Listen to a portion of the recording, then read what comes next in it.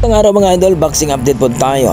Cuadro-Alas Casimero nakipag-usap na talaga dito kay Chavit Singson o Ninong Chavit Singson. Paktay na ito yung sinasabi natin mga idol na mabigyan na ito si Casimero ng malaking laban. Mapalaban na ito sa mga ranking. Kung maalala natin mga idol, itong si Chavit Singson ay isa ito sa mga tumulong kay Charlie Suarez na mapalaban ng malaking laban o nasa mga ranking mga idol. At ngayon si Charlie ay rank number 1 na ito dito sa WBO. Pwede nang mapalaban dito kay Navarrete sa junior lightweight mga idol. Panigurado mga idol, tutulungan ito ni Chavit Singson ang ating pambato na si Alas dahil nakita ito ni Chavit na may potential talaga ito.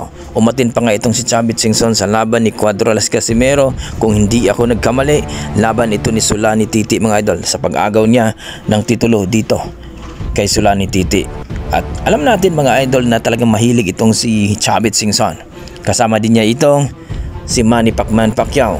At dito nga mga idol, magandang balita ito dahil alam naman natin na itong si Chavit Singson ay nilakad talaga ang mga laban ni Charlie at nakuha. At nagipag-usap ito sa top rank ni Babaro mga idol. Kung magkakataon mga idol itong si Casimero ay mapunta ito kay top rank. Well mga idol, sa managerial ay hindi pa tayo nakakasiguro kung pipirma itong si Casimero kay Chavit Singson kung siya magiging manager, sapagkat hindi pa rin natin alam kung tapos na ba ang kanyang kontrata sa manager na si Aegis Climas mga idol. So siguro humingi lang ito ng advice o tulong na mapalaban sa mga nasa ranking mga idol. Sino nga ba ang nasa ranking sa WBO? Rank number 1 dyan mga idol si Sam Goodman. Rank number 2 itong si Carl James Martin.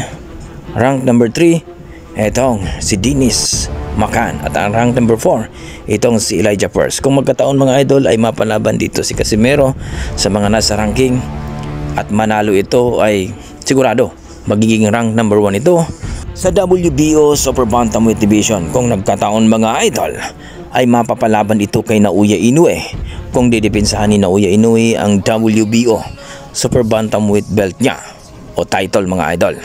Pero hindi natin alam mga idol, baka pagtapos ng laban dito kay Sam Goodman itong si Naoya Inoue ay aakyat na ito sa featherweight division.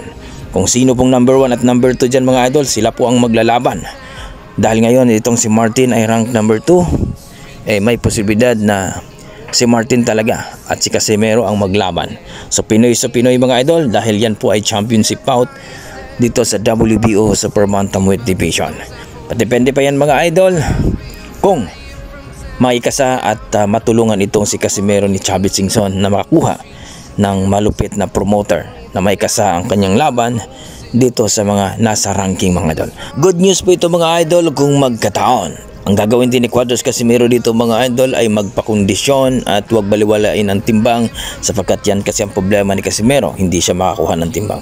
Hopefully tayo mga idol ay makakuha rin sila ng nutritionist para may maka-monitor sa timbang ni Casimero. Para pagdating sa timbangan mga idol ay wala ng problema si Casimero. Kayo mga idol, ano masasabi niyo sa ating video? I-komento mo na sa baba mga idol para ating pag-usapan. Maraming salamat.